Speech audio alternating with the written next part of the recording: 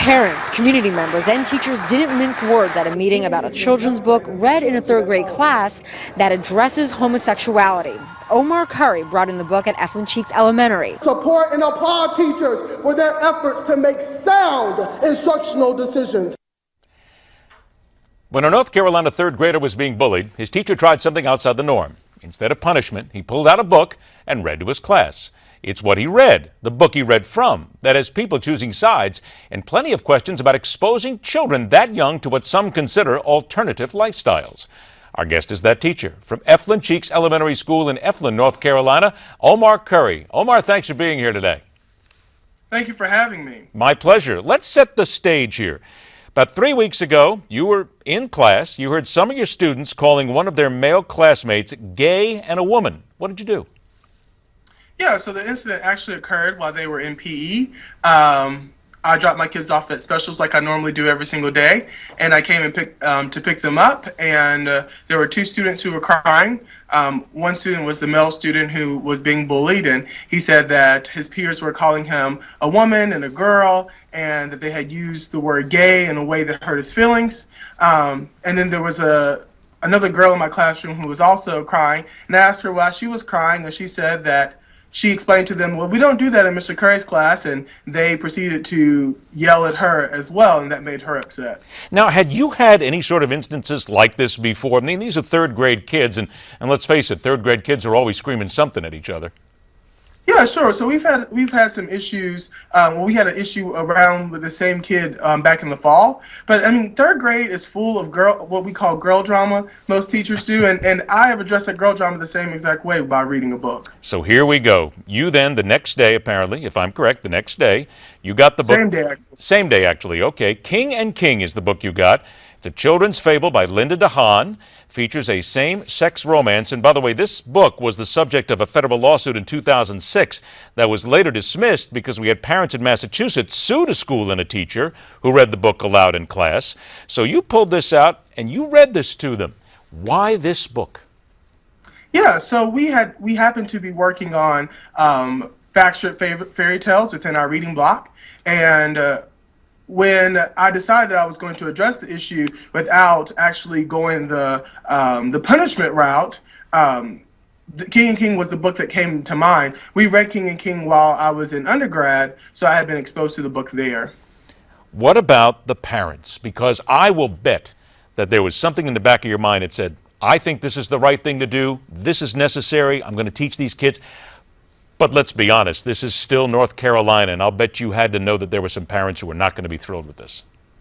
You know, that never crossed my mind, actually, when I was making the instructional decision. So from the time I was informed about the bullying to the time I read the book was only about 45 minutes to an hour. And so that didn't even dawn on me until later that evening. And I think the reason why is that at no moment has a parent ever questioned any instructional decision that I have made. Parents have always been very supportive of every instructional decision that I made. What was the kid's reaction? Well, they were mixed. I'm not sure if you've had a chance to read the book, but the fact that he marries another prince is not actually at the center of this book. Or you don't find out that until you come across it. So there was a good number of students who didn't even recognize that it happened. One of my more vocal students, he said, hey, what just happened there? And had me go back, and I said, well, a prince married another prince. And he said, oh, that makes me feel uncomfortable. And I asked him to say more, and he said that he felt uncomfortable because he had never seen two men marry each other. And I told him, I said, when we're learning, new things, it's perfectly normal to feel uncomfortable. We had one parent who said, and I'm quoting here from TV station WRAL, you, meaning you the teacher, infiltrating young minds, indoctrinating children into a gay agenda and actively promoting homosexuality to steer our children in that direction. Were you insulted when you heard that? Very insulted. And I'd like to point out that that comment was not made by any parent that was in the classroom that has a student in my classroom. I have a great relationship with my parents. Those families that disagree in my class who have reached out, I've had a meeting with every single one of them. I respect their right to feel like they deserve notice before I read the book. And I think that they understand my perspective as to why I read the book. So those individuals who are making those extreme comments are all people jumping on a bandwagon. Their kids weren't even exposed to the text. Do you think what you did was correct for a teacher to do?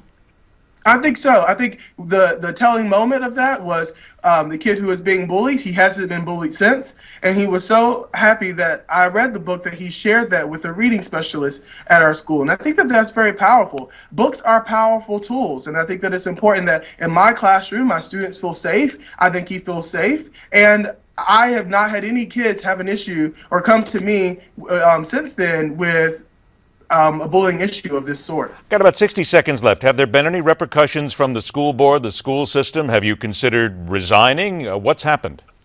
Yeah, so I definitely have considered resigning just because of the lack of support that I feel like I've received in my district. I expected that my district would be behind my instructional decision and they would come out forward and say that we support Omar's decision to read this text, but they haven't done that. It's made working very tense, quite honestly. Has it been, and again, you just mentioned this where you talked about being tense, but have you gotten any threats from any parents, or I would imagine there might have been some ugly moments? Well, there was the moment where one of the parents who's been the most vocal came on school grounds protesting me. But besides a couple postcards here and a couple letters there, everything has been very positive, and I appreciate that. I appreciate those people who are sending comments, and they make me feel like I've definitely done the right thing. But I appreciate those people allowing me to still do my job, which is teach and not interfere with my instructional day. And we want to point out that apparently to a lot of people we've talked to, the experience very overwhelming. A lot of support from the parents there and the students as well. Omar Currie, teachers, it's one of the toughest jobs in the world, my friend. Please keep it up and keep trying to teach those young minds. Thanks for your time. Thank you. All right, my pleasure. Take care. Stay with us because we question everything. This is MidPoint, and we're right back.